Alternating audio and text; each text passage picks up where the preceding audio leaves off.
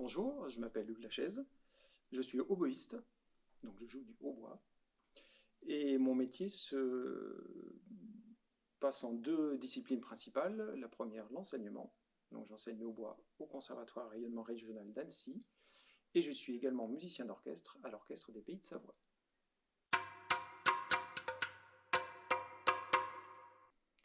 Donc la première partie, si je pars sur l'enseignement, donc c'est un métier qui consiste à faire découvrir le hautbois au conservatoire, à l'enseigner évidemment. Donc il s'agit d'apprendre aux élèves, aux enfants qui veulent faire de cet instrument, à le maîtriser progressivement, apprendre à gérer le matériel, puisqu'on joue avec des anches, donc il faut savoir un petit peu les faire.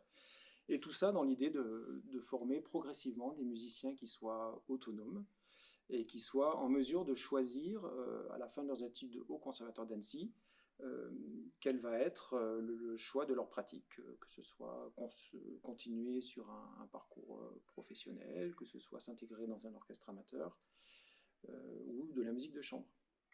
Alors, dit comme ça, c'est un métier qui peut paraître un petit peu individuel, mais ma partie, c'est l'apprentissage de l'instrument, du hautbois, et évidemment, un conservateur cherche à former des musiciens.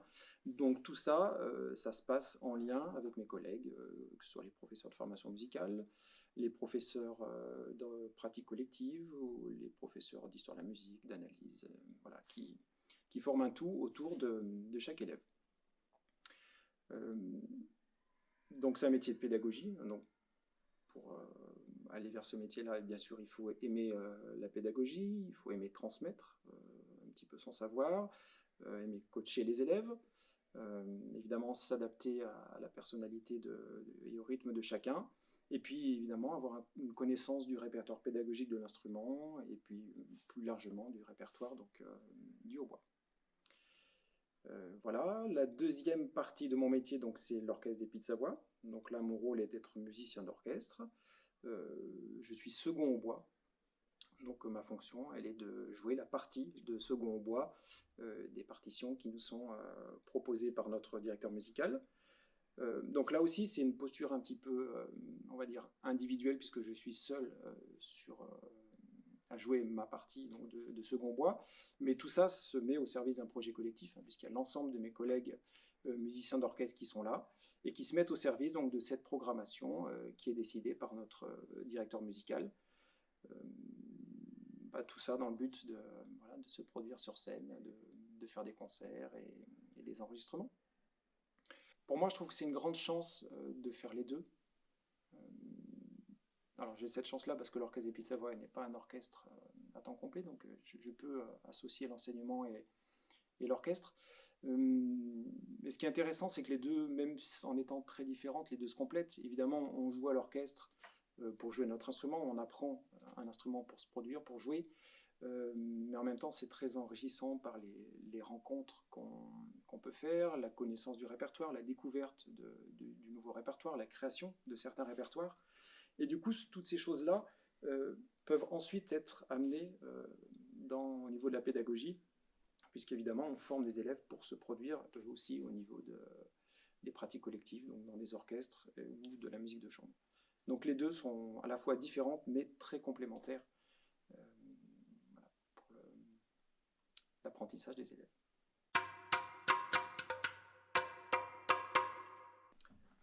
Alors ma formation, elle est assez classique, entre guillemets. J'ai commencé le hautbois, j'avais 8-9 ans, dans une école de musique.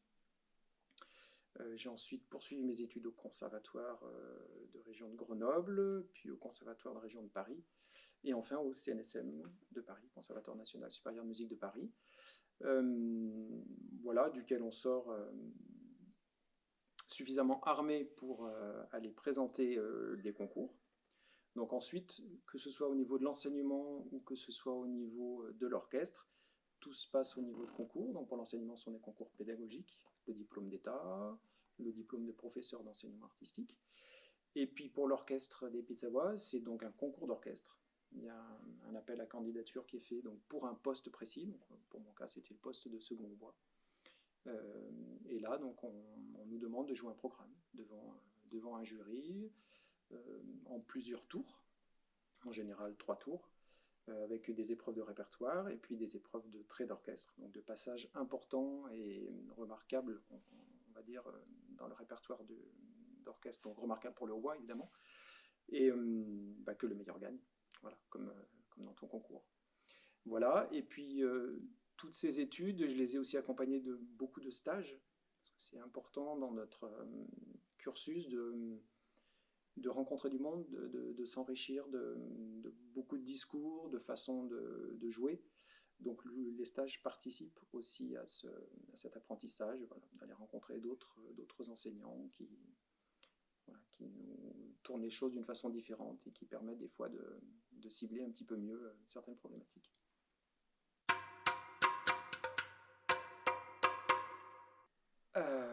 Il en faut pas mal, enfin comme dans tout métier, hein, mais déjà c'est un métier de scène, donc je crois que la qualité principale c'est d'aimer la scène, d'aimer se produire devant un public, d'aimer aller vers le public. Évidemment ça ne veut pas dire qu'on enlève le trac, hein, il fait partie de notre quotidien, mais voilà, pour le dépasser il faut vraiment prendre du plaisir à ce qu'on fait, donc pour moi ça c'est quelque chose qui est très important. Il faut une maîtrise de son instrument. Le répertoire est évidemment plein de surprises, certaines fois de difficultés, donc il faut être en mesure de les surmonter. Il faut être en mesure de répondre aux attentes du directeur musical, qui ne sont pas forcément nos attentes personnelles, donc il faut avoir suffisamment de souplesse pour pouvoir aller dans ce sens-là, puisque c'est lui qui synthétise finalement toutes les énergies des 20, 30, 40, 50 musiciens ou plus qu'il peut y avoir sur scène. Voilà, c'est un travail collectif, donc évidemment il faut aimer travailler en groupe, hein, même si on est seul devant son pupitre. Voilà, c'est un travail commun, c'est un projet commun, donc il faut aimer ça, avoir le sens du relationnel entre les collègues, et puis pour être en mesure d'aller voir le public aussi. Puis être rigoureux dans son travail, les horaires sont importants, les temps de répétition sont très courts, donc c'est important quand on est à l'orchestre d'arriver avec une bonne connaissance de sa partition pour que le travail puisse aller suffisamment vite avant les concerts.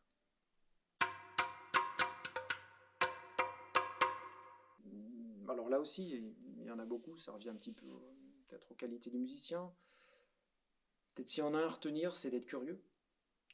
La culture, c'est quelque chose qui est large. Là, on est surtout sur la culture instrumentale aujourd'hui, mais cette culture instrumentale, elle se nourrit de plein de choses, donc c'est important d'aller écouter beaucoup de concerts, d'autres styles de musique, de l'opéra, de la musique contemporaine, des symphonies, des concertos, enfin tout ce qui tourne autour de notre art.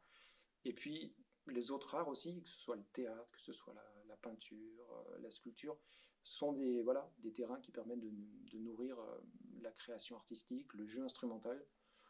Donc voilà, je crois que si j'avais envie de donner un conseil, c'est voilà, soyez curieux, nourrissez-vous de tas et tas de choses autour de la culture.